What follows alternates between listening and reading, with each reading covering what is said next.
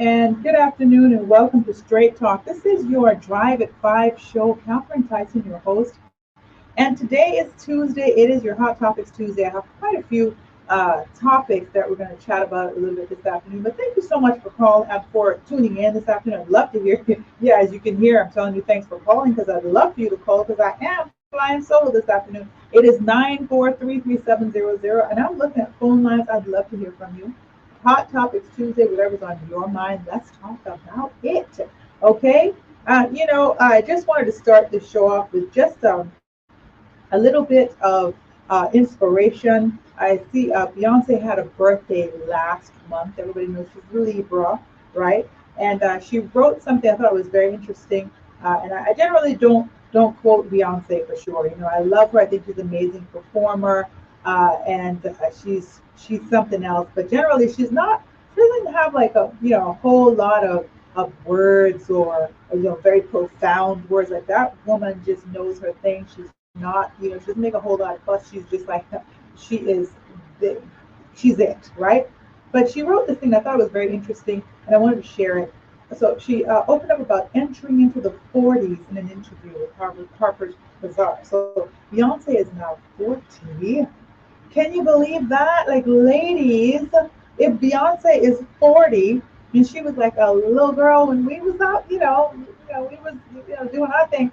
How old are we? That's okay. We're fabulous. We're doing it. It's incredible. I'm happy to know Beyonce is 40 now. She said, I've spent so many years trying to better myself and improve whatever I've done that I'm at a point where I no longer need to compete with myself. I have no interest in searching backwards. The past is the past. Ladies and gentlemen, I'm speaking to us this afternoon.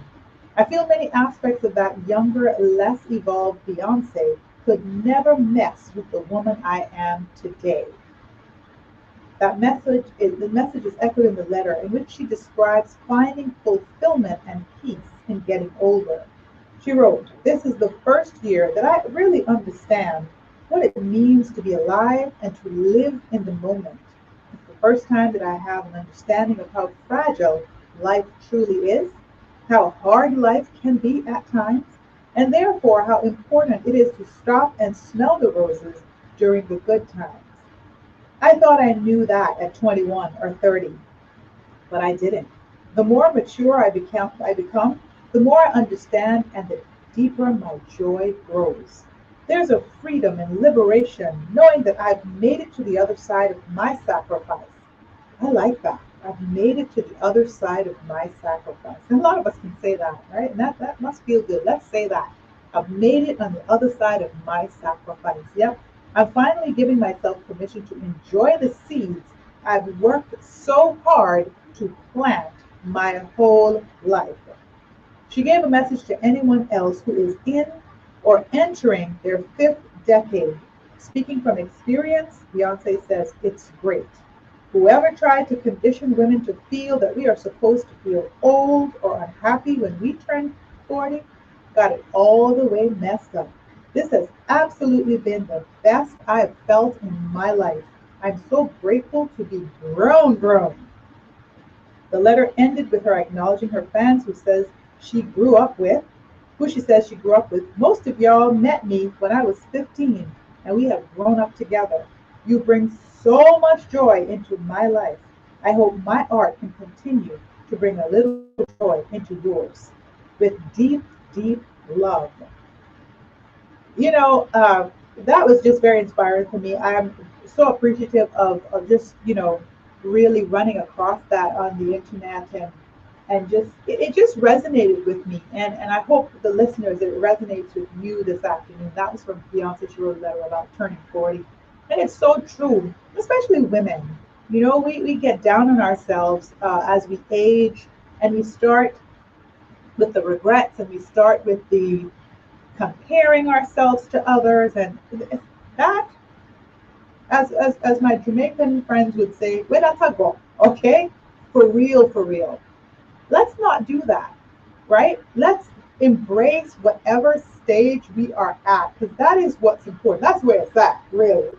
And appreciate the woman that you've become become along the way, or the man that you've become along the way, or the woman that you're becoming, the man that you're becoming, everything, all of it, all of the pain, all of the disappointment, all of the highs, all of the lows.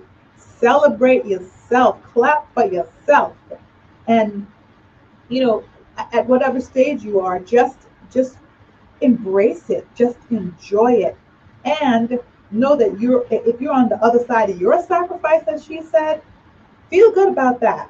Look around and see your blessings. So I love that, and I really wanted to share that today, because any stage is the right stage. When I see a 20-something-year-old woman, uh, sometimes, you'll see this whole competition going on between, older women and younger women. It's like, listen, we've been there.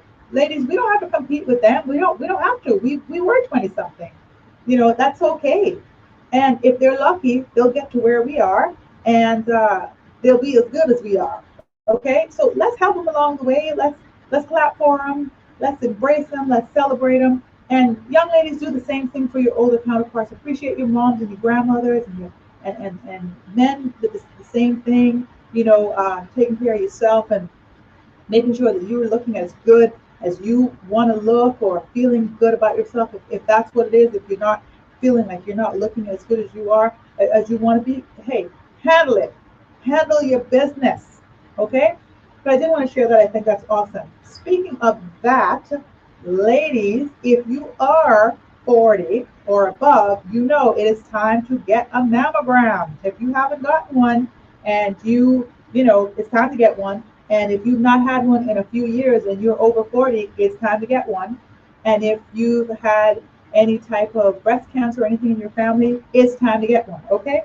So many women feel nervous about having a mammogram, but the simple exam is a useful tool that can help find breast cancer early, when it has the best chance for a cure. Getting a regular mammogram along with yearly breast exams by a doctor is the best plan for keeping your breast healthy. Some women check their own breasts and report any changes to their doctor. Ask your doctor about the best way to check your breast. Why are they important? Mammograms can find cancers too small to be felt. Breast cancer has the highest chance of being cured when it's found in the very early stages. And we had the doctors in, I think it was last week or something, and they said breast cancer is the best cancer. Like, in other words, if you're going to, the gynecologist in Health City basically said that, no cancers are good, but if you're going to have a cancer, that might be the best one, because it's, the curing, for it to be cured, the stage, catching it at a certain stage is so curable. Studies have shown that having regular mammograms can lower the chance of death from breast cancer by about 30% for women aged 50 to 69. Studies show that having regular mammograms may lower the chance of death from breast cancer for women ages 40 to 49 as well. Okay, so just go ahead and have that done. It's very simple, and you can just go ahead and call your regular doctor, or you can get in contact with the hospitals, Health City, HSA, CTMH, Doctors Hospital, wherever. Just get that done. And this month, you're able to get certificates, like a free certificate for to get a free mammogram by the Lions Club. So I'm going to try to have them in this month to kind of talk about that. Experts agree that women over 40 and older should get a mammogram every 1 to 2 years. Many, but not all, experts recommend that women age 40 and older have a mammogram every year. You talk to your doctor about it. Women with certain risks, such as personal or family history of breast cancer, may need to have mammograms at a younger age or more often. And if you have a lump or discharge or anything happening with your breast that doesn't seem, normal, regular, go ahead and get it checked out. Okay? So that's that. So if we are grown ladies, like Beyonce said, if we're grown, we need to get that mammogram. Okay? And this month you can get a free voucher to get a mammogram. And that's, I think the mammogram's like $300. Listen, it's not a lot of money when you compare it to take care of yourself and saving yourself from a possible serious illness. Okay, so that is definitely something that I would recommend. All right, hot topics. Today, the minister, I read in the Cayman News Service, I go to these different places and find news. The minister promises improved mental health care, health and wellness. Minister Sabrina Turner has made a clear public commitment to improve access to quality mental health care in the Cayman Islands for everyone. In a statement released Sunday to mark World Mental Health Day, she said she hoped to strengthen the existing mental health services, provide specific insurance coverage, and promote work-life balance programs to support families. I say kudos to the minister because it is very necessary. It is mental health is a word that is just dropping everywhere, especially in the situation that we're in right now, coming off of this pandemic, still in the midst of it, not knowing where the dust is going to settle, not knowing, if we're coming or going, as the old people would say. And so mental health is so important. Let's not take this lightly, folks. I'm telling you, I know it's easy to say, oh, just get over it. Oh, what's wrong with you? Listen, it is a serious thing. Sometimes when you are unhappy or you're feeling sad, you can't even put your finger on it, and you just can't get yourself out of that space. It is real. It is no joke. So absolutely, really appreciate that from the minister. Her public commitment to that. We're going to hold you to it. Okay, she did say, I'll do my utmost to ensure that the people in our islands living with mental health conditions have access to quality, community-based mental health services, and that their rights and best interests are protected. Thank you for that. We appreciate it. COVID-19 has had a major impact on people's mental health. The minister said, as we all recognize, some groups, including health and other frontline workers, students, people living alone, remember those people don't realize so many people in our community don't live with someone, and so who do they have to bounce things off of? And those with pre-existing mental health conditions have been particularly affected. Many Caymanians and residents remain under great strain, dealing with increased anxiety around the challenges this pandemic has thrown at us, including financial pressures and fears about our personal safety and that of our loved ones. She said government had increased provision of mental health counseling and educational psychology support in schools and was committed to the long-awaited residential mental health facility. All right? But more must be done, she said. Okay, and remember, this is the long-awaited residential mental health facility. So hopefully, the PAC government is going to put some fire under that project and get that to finally be here, so we can break that stigma, right? Turner said the government's strategic policy statement outlines specific objectives aimed at providing more holistic and available mental health services for the people of the Cayman Islands. These included providing a specialized youth mental health facility, promoting better mental health and special needs insurance coverage so everyone has access to mental health care, and promoting programs that offer greater work-life balance and which support family systems. Amen. That's great. Okay, so you noted the importance of building a focus on better mental health in the healthcare system and reinforcing every individual's commitment to their own personal mental health and that of their families. Okay, you know why that's so important? Because it breaks the stigma. And stigmas need to be broken in order for people to feel that it is normal to not feel okay. That's normal. You're going to have some good days, you're going to have some bad days. It's just like when somebody's angry, people are like, calm down. Hey, if you're angry and you are justified, you need to feel that emotion and you need to be able to be okay with getting yourself through that. It's not just everything is laughing, everything's just happy all the time. No, there are different variations of emotions. We are whole human beings, and so breaking the stigma of mental health will also encourage the communities, to seek help if they need help, and that is how we're going to get a healthier community. And I'm telling you, I don't know about you, but that's of interest to me. I'm quite interested in ensuring that we are all okay mentally, physically, psychologically, socially, soulfully, everything. All right, great. Switching gears just a little bit, there is a man stabbed multiple times in a fight. A man sustained multiple stab wounds during a fight this past weekend. None of them were life-threatening. A 29-year-old man from East End was arrested at the scene on suspicion of assault GBH, but since been bailed while police investigate what happened. The fight took place at a business plaza on Town Road, east of uh, Lake Destiny, and yards from the district police station. Imagine that. It's reported that at least two men were involved in the altercation, which became physical, and one of the men stabbed another multiple times. The victim was taken to the hospital in a private car. Anyone who may have witnessed the incident, if you witnessed it, you have some information, contact the Baden Town CID at 947-2220. People, we need to stop this. We have enough going on around us, that's claiming our lives, that we don't need to be messing around trying to claim other people's lives or get our lives claimed in the process. Okay, let's come on. Can we all just get along? Like, seriously. Cops investigate trio of gunshot reports. Also, police are investigating 3 reports of gunshots being fired in different places during the early hours of Monday morning that officers believe could all be linked. The trio of firearm incidents began in West Bay with a report of shots fired in Finch Drive when officers arrived at the scene around 1:10 a.m. When all good people were sleeping. They found 2 empty cars. I just said that because if everyone's in their bed, this might not be happening. You don't go to bed. Stop the madness. They found 2 empty cars with bullet holes, including in the petrol tank of one of the gas tank, right, of the vehicles.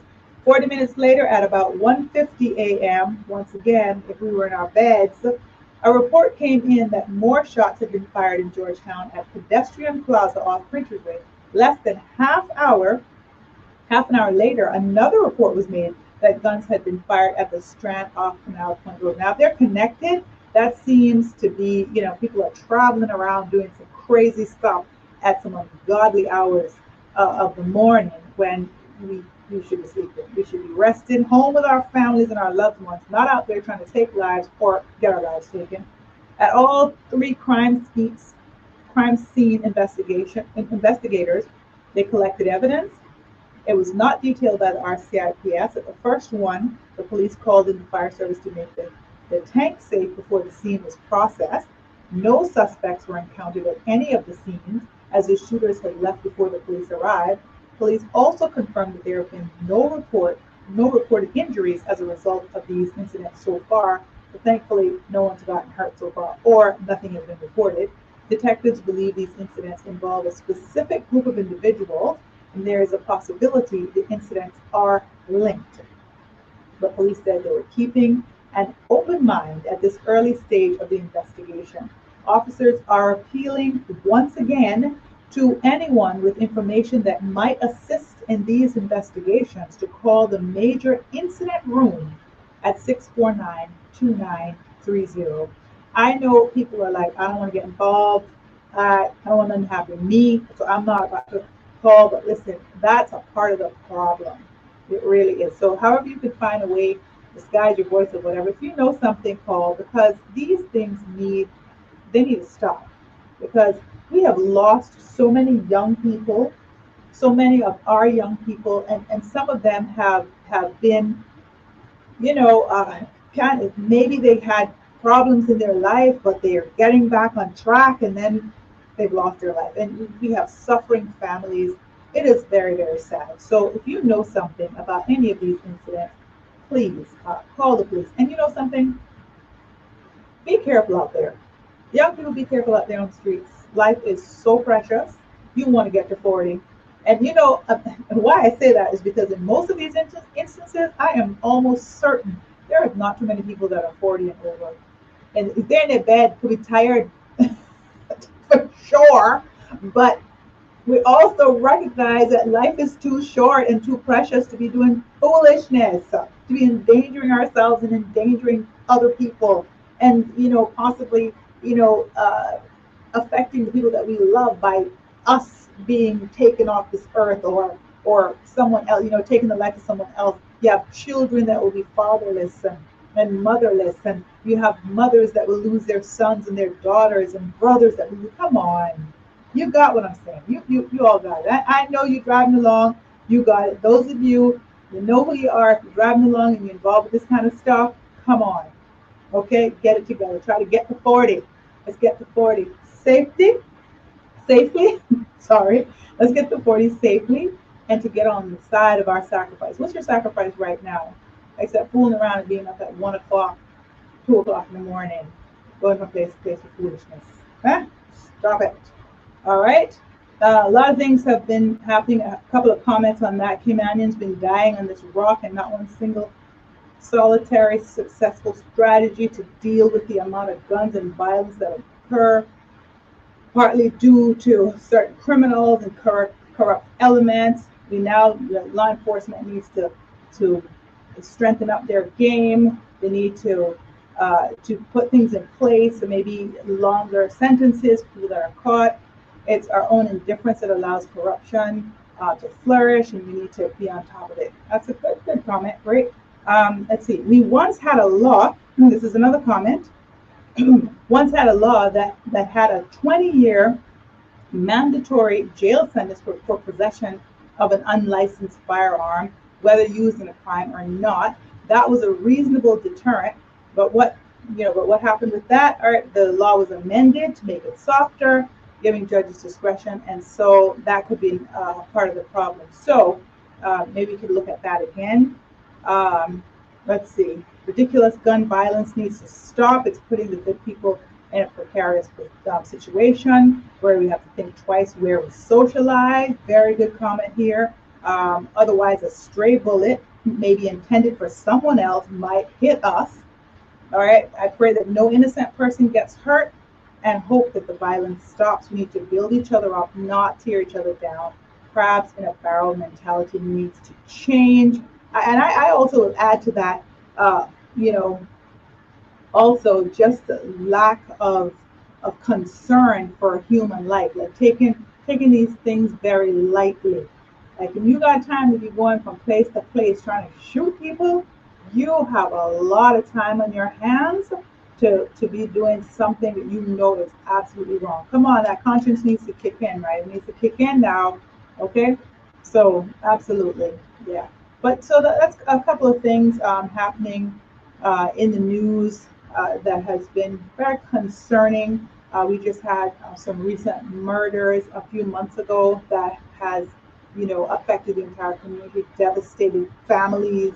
Some children have lost their fathers, mothers have lost their sons, and just tragic in a public setting where other people could have been harmed, and some people were harmed that were not involved. So absolutely, this is something, it's a hot topic, it needs to stop.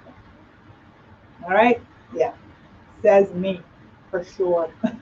All right, so thank you all so much for joining me this afternoon, for sure. This is your Straight Talk Drive at 5 show. It is Hot Topics Tuesday. We are chatting a little bit about some hot topics here. And we're going to take a break in a couple of minutes. But I still invite you to call 943-3700. This is Dr. Tyson, your host. And I'd love you to ride along with me. I'm riding along with you. So I'd love for you to ride along with me and chat with me at the same time. Right before the break, I'm going to just, let's see. I read something on Facebook. It was something. I don't even know. I should wait for the break. It was something. Outlaw selection by nationality. All right, so apparently there's a group on Facebook that's talking about discrimination against outlaw, I don't know, nationality, textile. So I thought that was quite interesting. In any civilized society, discrimination by any means is illegal. Discrimination law in the UK includes discrimination by nationality. The Cayman Islands is a civilized society. It welcomes hundreds of nationalities to its shores, but that welcome does not necessarily extend to welcoming an expat to gain a job. Frequently, we see adverts and anecdotes driving the agenda to discriminate against people not born or having status in the islands. This can be as simple as outright requiring Caymanian status to subtle job applications that are permit renewals in all but name. This, in our view, is discrimination based on nationality. That comment is likely to cause a stir with the local population, because why shouldn't they have advantage of home soil when competing for work locally? And to some degree, I would agree.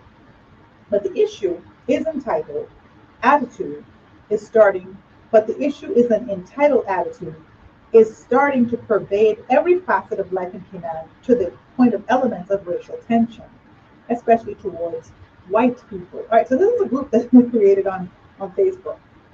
All right, we know of several examples of racial discrimination against white people in the workplace. First, when I was reading it, I thought it was a joke. Like I really thought like somebody was, it was like a spoof. But then I continued to read it. It's pretty serious.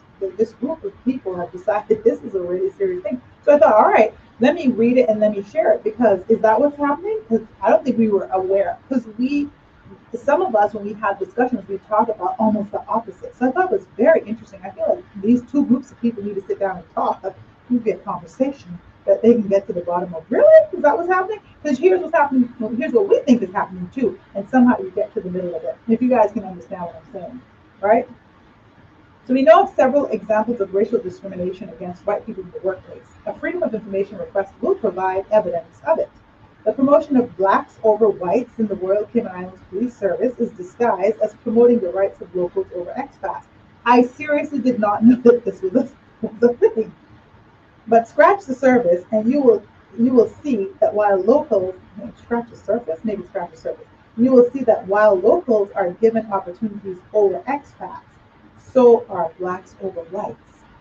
I'm telling you, I didn't think this was real. But we have recorded and evidenced incidents where white police officers have been refused courses to advance their skills and told not to apply for promotion because the white person will never sit on that seat.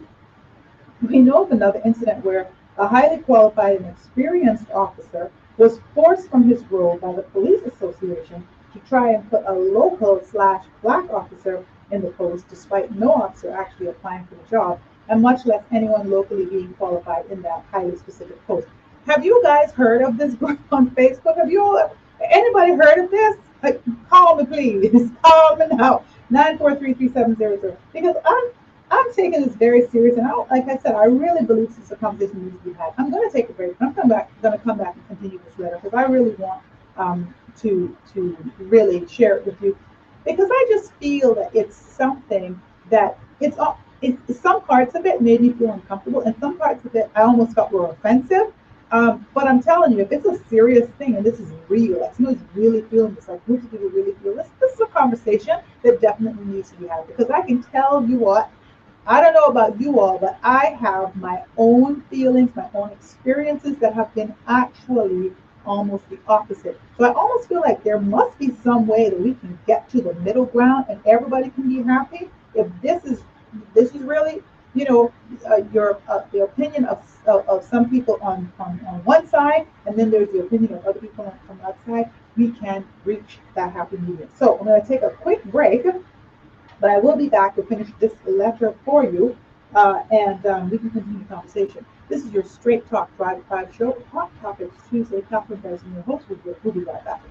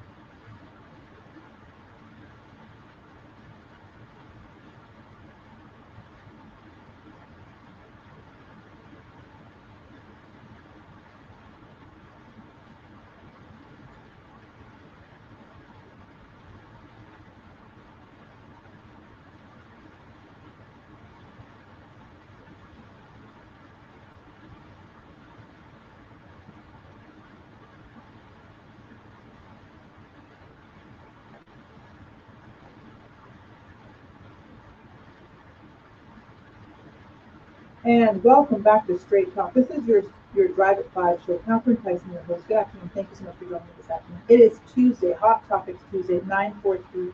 Would like to hear from you this afternoon. I was sharing a letter that I had found on, I said I found it over the weekend on Facebook, and there's a group that's created on Facebook that was expressing this discrimination against, I guess, expats, but more specifically, the white expat community. So I just thought it was interesting, and I wanted to share it with you guys because I don't know if you're aware of it. But like I said, if this is a thing, then it probably lends to, come on, let's talk. Let's all sit down and talk about this here so we can get the bottom of this something here. All right? All right, so let's see.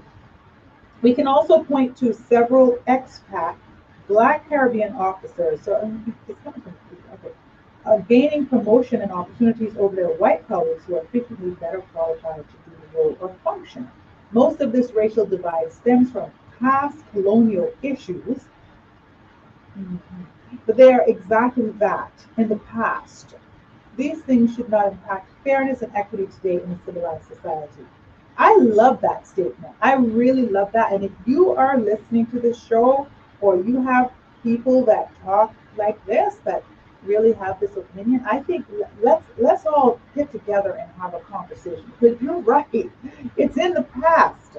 And these things should not impact fairness and equity today in a civilized society. Absolutely. And so because one side feels that what you're saying is actually the opposite, it just seems like there's an opportunity for a discussion. All right.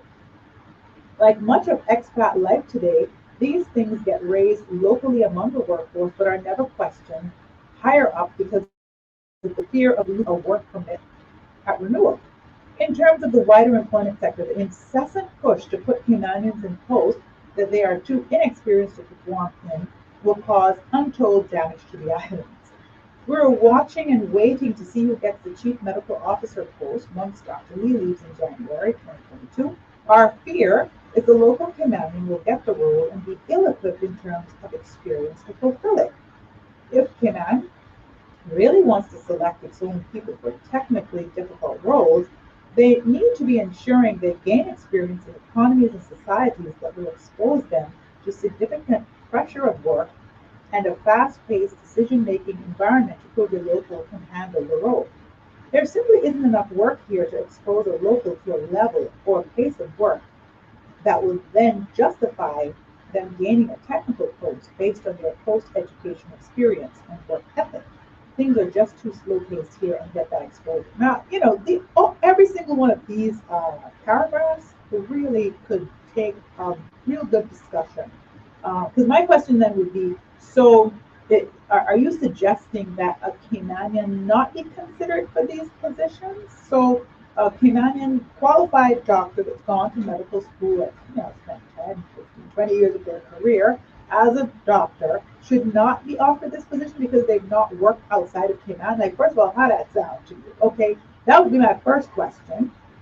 Because I get what you're saying, but I'm just wanting us to not be a little unrealistic and not be unfair, because this is the Cayman Islands.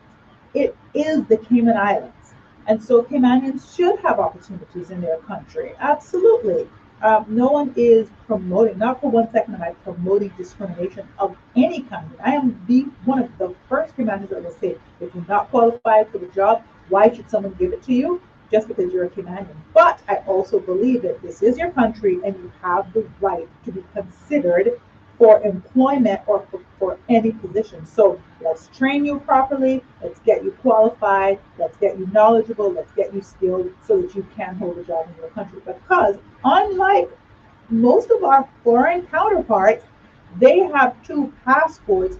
Canadians generally only have one. So when you can go back to somewhere else and get a competitive opportunity, most Canadians only have here. So come on, let's be reasonable. All right, the problem then comes when the local faces something they haven't experienced before with no support mechanism around him or her to help with decisions or to solve the issues. I would again point to the example of Dr. Lee. We believe that Dr. Lee's resignation and the family issues, it's more to Dr. Lee's resignation resignation, then the family is to post. And I mentioned that, remember last week when I talked about, or 1 week when I talked about hot topics, I said, So yeah, I agree with that. It's evident he is no longer appearing on the CIG press briefings, and neither is the governor. That's not true? Okay. It is known publicly neither man supports the CIG closure of the border. The question, I mean, and this might be speculation. Like I said, I found it's some, you can look it up on Facebook. It's some expat thing on Facebook or expats or something. I'm going to look that up in a minute. Okay, so it's known that they both men do not support the CIG crew, and I think that the governor has always said that he supports the government, whatever their decisions are. So that doesn't seem 100% correct. Okay, the question therefore is, what would a local do in the face of conflict between himself, herself, and the premier and the CIG machinery? Would that local chief medical officer simply toe the party line and be the face of CIG agreeing with the border closure? We believe with the culture here that is exactly what would happen. This kind of acquiescence does no good for Canaan society. Acquiescence does no good for Canaan society. Stifling professional and scientific opinion on something as serious as a border closure does not advance Canaan in any way. In fact, it is quite the reverse. Our position is therefore crystal clear. Our role is not to disadvantage local Canaan seeking work.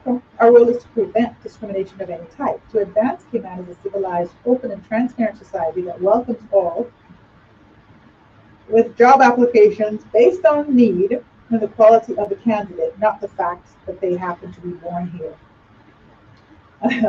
We are taking the outlawing of discrimination by nationality as a mission that we will endeavor to push politically here in Canaan and in Westminster in the UK, and with the UK press to outline the discriminatory employment practices in these islands. Any discrimination challenge would eventually end up in the UK Privy Council in any case, and there is no defense to it in terms of trying to suggest Canaan local people can't gain employment in a society with a burgeoning economy.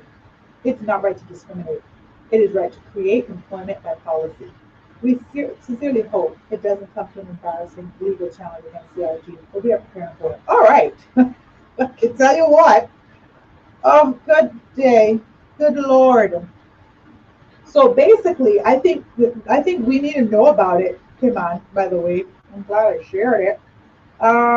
Yeah, because so basically we have a group that's saying, okay, we're going to be taking this to the next level. We're going to be fighting. Now, here's my problem.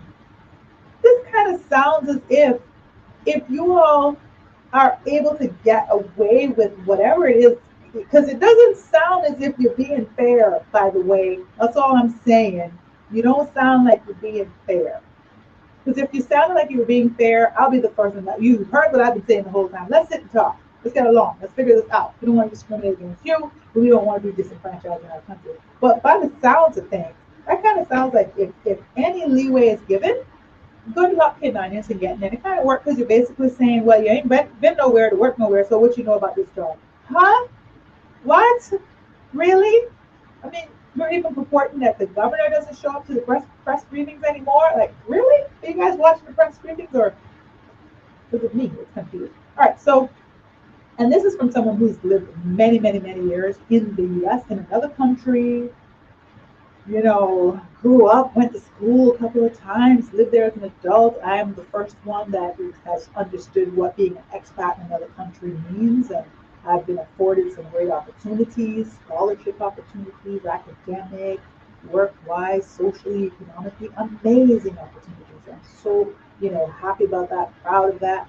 But never one to basically, be at almost like a standoff with people that are from America and say, hey, I deserve the rights that you have because, it should be fair. Really? No. No. If there's enough for me, sure. But my country has to take care of its own people. Come on. I'm not saying give a person a job just because they are from the country. But I'm also not saying what this sounds like. All right, so I'm glad I shared it with you. 9433700. I'll talk about it a little bit. All right, moving right along to cruise ship ban extended to the year end. So that's all about the border closing as well. Yeah, or opening again.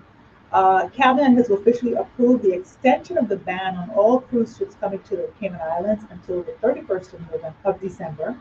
According to notes from the government's front bench meeting on the 20th of September, the vote will see the formal regulations updated, leaving the possibility of their return on the 1st of January. But given the current situation of COVID-19, the challenges posed by the virus for cruising, it is very unlikely that we'll see any ships of any significant size in the Georgetown harbor next January or for several months after that.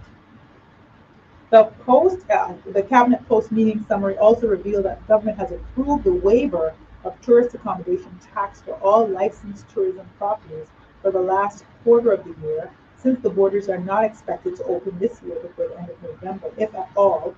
An addendum to the risk-sharing agreement with British Airways was also approved, as were the latest control and management of COVID-19 regulations 2021. That's the amendment.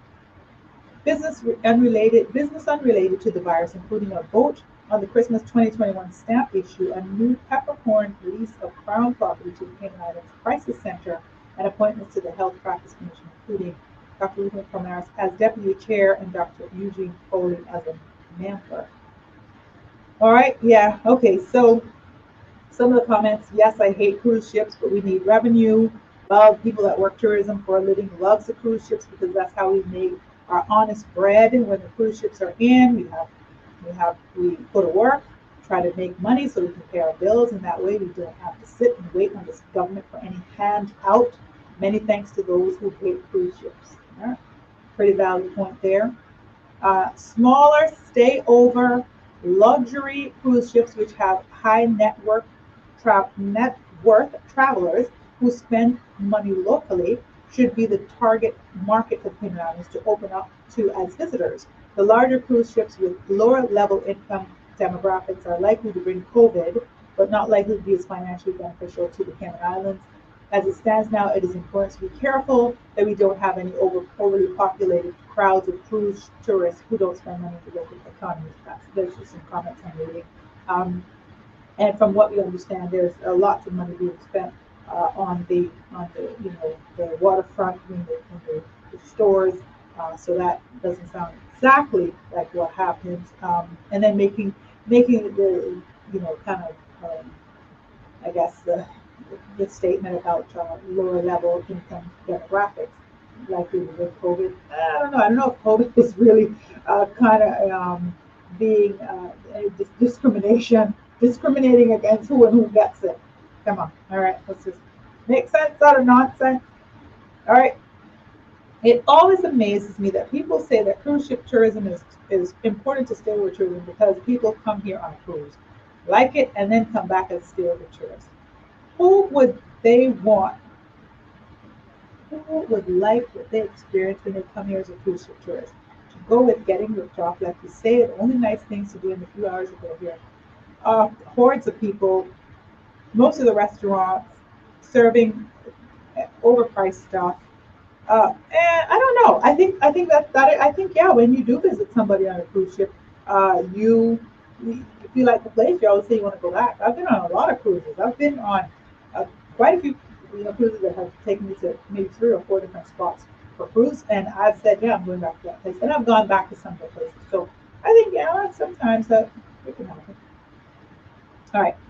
Mask mandates and school closures due to COVID-19 will only increase the fear of the virus. So I found this in the compass of it, among students in the community, especially when it will only make them mildly ill.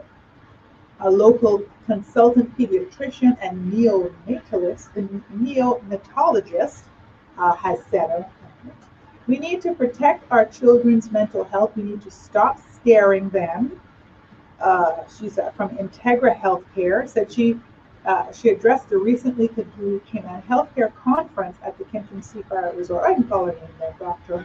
Sarah Watkins. I don't want to get people involved. I don't get me in problems. Dr. Sarah Watkins said that. Speaking of the topic, optimizing and protecting child health in the post-closure era, Watkins said she believes that COVID-19 is here to stay. We must consider that what we are doing will have long-term implications for our children. Watkins warned. Dr. Watkins, I'm there with you because I believe there's so much long-term implications, period, on children for this particular thing. I mean, even closing schools, the lack of socialization, the lack of their education, they're going to miss some stuff, the lack of some of them going there for lunch and breakfast, and teachers and the love and the acceptance, the social. Let me not get started, honestly. All right, we continue. The consultant pediatrician and neonatologist argued that COVID-19 is a mild disease in children. You heard? Okay, let's get used to that. Many of the measures in place in local schools will have long-term implications, though. So it's a mild disease in children, but the measures in place in the local schools will have long-term implications. Closing a school for more than 15 days deprives our children of an education. Thank you. It deprives their parents from a salary, right? Because they have to stay home with their children or find childcare. How are you gonna pay for childcare if you're not working? I mean, come on, it's a whole cycle of madness. It deprives those children from having food on the table at night and the ability to think and play as a child, and it's increasing fear and trauma in our children. I don't know, boy, Dr. Watkins, I'm proud of you. She also pointed to UNICEF and the World Health Organizations, who do not mandate masks for children aged 6 and up, except in cases of widespread COVID-19, which is not the case here in the Cayman Islands.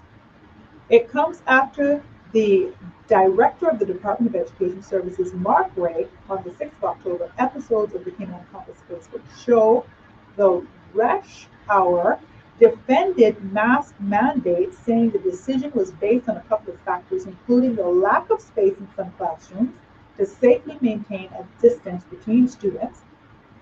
Ray added, all of those protocols that we put in place are for their protection. Dr. Watkin, however, contended that Cayman needs to learn to thrive with COVID. I'm going to say that again. Dr. Watkins, however, contended that Cayman needs to learn to thrive with COVID and not hide from COVID. It even rhymes. Learn to thrive with COVID and not hide from COVID. And once again, learn to thrive with COVID and not hide from COVID. Our children's health depends on it. She said the COVID-19 measures are putting children at risk in terms of their educational attainment, social integration, and putting them at risk of poverty. Right? Maintaining that she is apolitical, Dr. Watkin explained that COVID-19 is a mild disease in most children. She stated that it is milder than most things that children get admitted to the hospital for, such as gastroenteritis. The question is, are we protecting our children from COVID-19 or COVID-19 measures? She asked, adding that for children, there were more serious long-term effects associated with the prevention measures than the virus itself. I'll say that again. There were more serious long-term effects associated with the prevention measures than the virus itself. She said data shows that children who have had COVID have antibodies for much longer periods than adults. Even 12 months after infection, children are still protected by their natural antibodies. We could be asking ourselves, why don't we just let our kids get COVID and let them develop natural immunity themselves to question? Pointing to the data, Dr. Watkins said 60 to 70% of children with COVID-19 infection are completely asymptomatic. So we must ask ourselves, why are we excluding children with symptoms? And even then, are we excluding children with the right symptoms? She pointed out that at the start of the school term, there was a local school refusing admission to children with a runny nose, which she pointed out was not an identified symptom of COVID-19. She stated deaths as a result of motor vehicle accidents, firearm injury, Malignant neoplasm, cancerous tumors, suffocation, and drowning were significantly higher than deaths of children in the UK and US due to COVID-19. She pointed out that 0.2% of children without comorbidities get severe COVID-19 versus 5.1% of children with comorbidities. In Cayman, she said there are 11,000 children aged 0 to 14, and assuming the statistic death rate of 1 in 500,000, Cayman is likely to suffer one child death every 145 years from COVID. That death, she contended, can be year 1 of the 145 years or year 145 or any year in between. She said Cayman needs to identify and protect vulnerable children. What it reinforces is what we should be protecting is the at-risk group, which is a very tiny number, and let the rest of our children get on with leading more healthy lives. She said, adding, if adults are vaccinated, we would not be worried about our children getting COVID. She lamented that there is a pandemic of fear in our children, and it is being driven by us. Anxiety has increased tremendously in children here in Cayman. There's also data across the world showing the same. The number one contribution we can make is vaccinate ourselves so we avoid these measures that harm our children. Now, I mean, there's nothing more to say on that. I appreciate that information. So, yeah, no scary children, is what I heard. There's a lot more things to be worried about with the measures that are in place for COVID-19. So there you go. Thank you, Dr. Watkins, for that information. And it wasn't saying don't get them vaccinated. It wasn't saying don't get vaccinated. It was saying stop being extreme when the proof is saying here's what's really happening. So if there's a death in 145 years, I'm thinking, where are we going to be in 145 years? We're never be alive. The point is we're going to have lived our life. All right? Mm-hmm. Yeah, that was good. All right. There are 2 new systems on the radar. Just to let you know, hurricane season, that started, and that talk is still in grace. That was kind of serious. After a relatively quiet week in the Atlantic Basin, forecasters are now engaged in monitoring 2 new systems on the radar, which are set for development later this week. Both systems, given their location at this time, do not pose a direct threat to the Cayman Islands. But of course, they are still monitoring it. One is a tropical wave system. It's located 350 miles east-southwest of the Windward Island and is producing an area of showers and a few thunderstorms. You don't have to worry about that. Going towards the Lesser Antilles. Yes, so and that'll be on Tuesday and across the Virgin Islands and Leeward Islands on Wednesday. So it looks like we're doing all right so far again, which is great. Always worried about those kinds of things happening during this time of year. All right, those of you interested in the Queen Elizabeth Botanic Park, it will be fully reopened on Saturday, the 16th of October, following a major cleanup effort after Tropical Storm Grace swept through the islands almost 2 months ago. It will be opened again. So the park nursery was completely destroyed in August, but now it's ready for people to visit. So if you were looking forward to that, that's happening. All right, Reopening Cayman has set a November 22nd target date for reopening the borders. A consortium of private sector interests lobbying under the banner of Reopen Cayman has set November 22nd as a target date for reopening the borders, making their case that Cayman is ready to reopen. The group, which includes many high-profile businesses, okay, so this is not the government, this is a group now, high-profile business representatives inviting the public to support their call for a November 22nd reopening by pledging their support, and they have a petition going. All right, while we recognize that Ready will look and feel different to everyone, we're asking you to take this action today, have your voice heard, pledge that you feel ready for the Cayman Islands to safely reopen. All right, by midday Monday, over 1,300 people had signed on to support the November 22nd reopening call. That's a lot of people by midday Monday. The surprise announcement with the suggested date comes just days after Honorable Premier Wayne Panton said he would give the business community and the public a month's notice ahead of a new reopening target date set by the government. According to a government release, Mr. Panton said it was impossible for government to randomly pick a date for full reopening of the border because the decision needs to be based on science. It means we rely on the advice and recommendations in an updated plan, which the, has which has had the input of experts in the public service and the public health so that we can evaluate the country's readiness to not only open but very importantly, to remain open safely without having lockdown scenarios, without having to contemplate completely shutting down. In the past few weeks, Cayman has been grappling with an outbreak of community spread COVID-19 cases, with over 100 cases mainly affecting students, several schools forcing officials to close all schools and bringing forward the autumn half-term break. But in making a case for November 22nd reopening, Reopen Cayman argues that several key objectives have been met.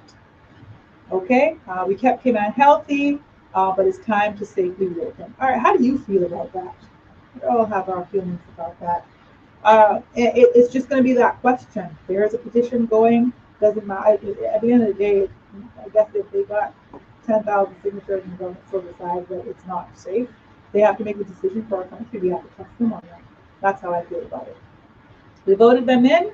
Whether or not you actually physically voted them in, the majority voted them in, and they are our leaders. Okay? That's how I feel about that. Thank you all so much for joining me this afternoon. This has been your Straight Talk show. Hot Topics Tuesday. Lots on our minds. If you look up the group on Facebook that I was just reading about, and when you see them anywhere, tell them, let's go sit down. Let's talk. Let's have a conversation. Okay? We're Cayman strong. It's Cayman time.